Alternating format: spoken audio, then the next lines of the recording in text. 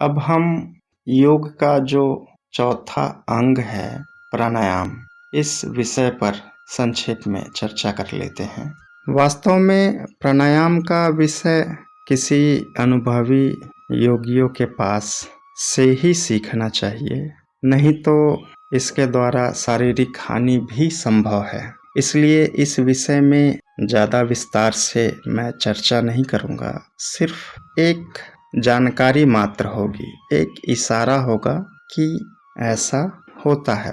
आसन के सिद्ध होने के पश्चात जो हमारे श्वासों की गति है, इसको रोकने को ही प्राणायाम कहते हैं। बाहर से जब हम श्वास भीतर ग्रहण करते हैं, वो क्रिया श्वास की क्रिया कहलाती है, और भीतर से जब हम वायु का निष्कासन करते हैं तो वो क्रिया प्रश्वास की कहलाती है। इन दोनों को रोकने का नाम प्राणायाम है। अब इसे कुछ और गहराई से समझ लेते हैं। श्वास भीतर खींचने की जो क्रिया है वो पूरक कहलाती है। हमने श्वास भीतर खींचा, ये क्रिया पूरक हो गई। अब श्वास खींचने के बाद हमने श्वास को भीतर ही रोक लिया, जिसे कुंभक कहते हैं, अंतर कुंभक। अंतर कुंभक के बाद हमने श्वास को बाहर निकाला, जिसे रेचक कहा जाता है, रेचन क्रिया। इस रेचन क्रिया के पश्चात श्वास को बाहर ही रोक लेना बहिर्कुंभक कहलाता है। इस संपूर्ण प्रक्रिया को श्वास अंदर खींचना, फिर अंदर ही कुछ समय के लिए रोके रखना, कुछ समय पश्चात श्वास को बाहर निकालना और बाहर ही रोके रखना, ये संपूर्ण प्रक्रिया प्राणायाम कहलाती है। अर्थात पूरक, अंतरकुंभक, रेचक और बहिर्कुंभक, ये चारों क्रियाएं एक साथ एक बार करने से एक प्राणायाम की गिनती में आता है। इस प्रकार से हम इस क्रिया को स्थूल रूप में समझ सकते हैं। इसकी एक साधारण विधि मैं आपको बता देता हूँ, किंतु इसका प्रयोग किसी योग्य शिक्षक से सीखनी चाहिए और उस अनुभवी शिक्षक के ही देखरेख में इस क्रिया को करना चाहिए। प्राणायाम की इस विधि में सबसे पहले हम श्वास लेते हैं। श्वास लेने का जो समय है, अर्थात हमने श्वास लगभग 4 सेकेंड या 5 सेकेंड में लिया, तो जितना समय हमने श्वास लेने में लगाया उसका लगभग 8 गुना। ये 8 गुना कोई विशेष नियम नहीं है। यदि आप 4 गुना या 5 गुना भी रोक के रख सकते हैं तो उत्तम है। जितना समय आपने श्वास लेने में लगाया उसका 4 गुना, 6 गुना या 8 गुना समय आप श्वास को भीतर रोके। श्वास भीतर रोकने के बाद फिर उसे बाहर फेंकना है, और फेंकने का समय श्वास लेने के समय का दुगना होना चाहिए। जैसे आपने श्वास 4 सेकेंड में लिया तो श्वास छोड़ने की क्रिया लगभग 8 सेकेंड होनी चाहिए। बस नियम यही है कि श्वास लेने के समय और श्वास छोड़ने के समय में 1 और 2 का अनुपात होना चाहिए, और आप श्वास कितनी देर अंदर रख सकते हैं ये आपकी क्षमता के अनुरूप है। किंतु यहाँ मैं एक स्पष्ट चेतावनी देना चाहता हूँ कि आप श्वास भीतर रोकने का अभ्यास बहुत धीरे धीरे बढ़ाएं, बहुत आराम से करें, समय लेते हुए करें। अचानक से ऐसा नहीं कि मुझे आज से प्राणायाम करना है और 1 मिनट रोकना ही है, ऐसा नहीं करना चाहिए।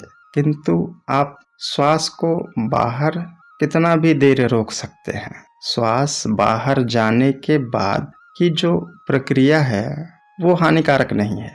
आप श्वास के बिना कितना देर भी रहें, कोई भी समस्या नहीं है। किंतु श्वास को भीतर रोके रखना, इसके लिए बहुत समय की आवश्यकता होती है, और नियमित रूप से अभ्यास करने के पश्चात ही श्वास को ज़्यादा देर तक रोकें। अन्यथा श्वास को ज़्यादा देर तक भीतर रोकना नहीं है। प्राणायाम में भी बहुत सारे भेद हैं, जिसमें संख्या के आधार पे, समय के आधार पे बहुत सारे प्राणायाम विकसित हुए हैं।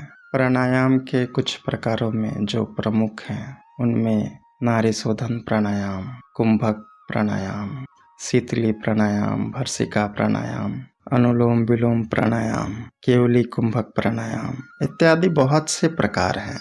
प्राणायाम के लगभग 80 मुख्य प्रकार हैं।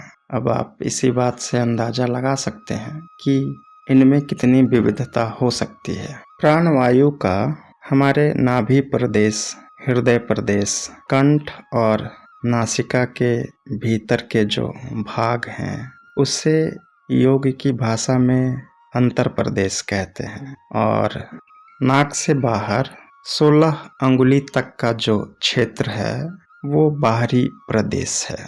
16 अंगुली तक अर्थात हम जो श्वास बाहर फेंकते हैं, उसे हम ज़्यादा से ज़्यादा 16 अंगुली तक ही फेंक सकते हैं, उससे ज़्यादा हम नहीं फेंक सकते। हमारा जो प्राणवायु है वो 16 अंगुल तक ही बाहर जा सकता है, क्योंकि हम श्वास को अधिक से अधिक नाभि प्रदेश तक ही खींच सकते हैं। नाभि से श्वास नीचे नहीं जाता। श्वास का जो उद्गम स्थान है, जो मूल है, वो नाभि प्रदेश तक ही है, जिसकी लंबाई 16 अंगुली तक बताई गई है। आप अभी भी अपनी उंगली से नाप के देख सकते हैं कि आपके नाक से लेके आपके नाभि तक की जो लंबाई है, वो आपकी उंगली से 16 अंगुली ही होगी, उससे ज़्यादा नहीं होगा। इसी प्रकार से जो भी साधक नाभि तक श्वास को खींचता है, वो श्वास को 16 अंगुली तक बाहर फेंक सकता है। और जो साधक श्वास को हृदय तक खींचता है, हृदय के नीचे जो हमारा छाती के नीचे एक गड्ढा होता है, जिसे हम हृदय मर्म कहते हैं, श्वास यदि वहाँ तक खींचता है तो उसकी लंबाई 12 अंगुल होती है।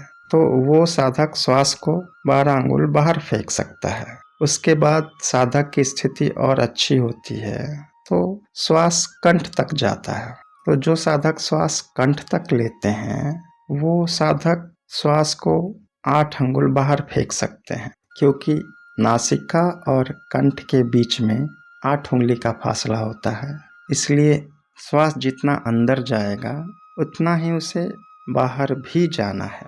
इसी प्रकार से कोई साधक यदि नासिका के अंतिम भाग तक ही श्वास खींच रहा है, तो फिर वो श्वास 4 अंगुल ही बाहर जाएगी। इस प्रकार से प्राणायाम में संख्या और समय का बहुत ही जटिल संबंध है। इसलिए इसके नियमों में कोई गलती या कोई असावधानी नहीं होनी चाहिए। प्राणायाम में प्राणों का निरोध किया जाता है, प्राणों को रोका जाता है, जिसके द्वारा मन स्वयं ही संयमित हो जाता है। इस प्रकार से जो व्यक्ति प्राणायाम करता है, तो उसे मन को रोकने के लिए कोई विशेष साधन की आवश्यकता नहीं होती। उसका मन प्राणायाम के द्वारा स्वयं ही धीरे धीरे संयमित होकर एकाग्र होने लगता है।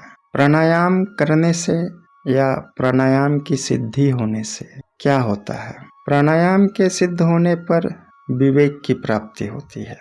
विवेक अर्थात अज्ञान को जानने वाला ज्ञान प्रकट होना ही विवेक है। मैं अज्ञानी हूँ, ऐसा जानने वाली जो वृत्ति है, जो बुद्धि है, वो विवेक कहलाती है। इतना सारा जो हमने अभी जाना, उसका फल यही है कि अपने अज्ञान का ज्ञान हो जाए। व्यक्ति स्वयं को पहचान ले कि मैं अज्ञानी हूँ। और भी बहुत सारी सिद्धियाँ प्राणायाम के द्वारा प्रकट होती है, किंतु हमारा लक्ष्य यहाँ सिद्धियों के विषय में बताना नहीं है। इसी के साथ मैं अपने वाणी को विराम देता हूँ। आप सभी को मेरा प्रणाम।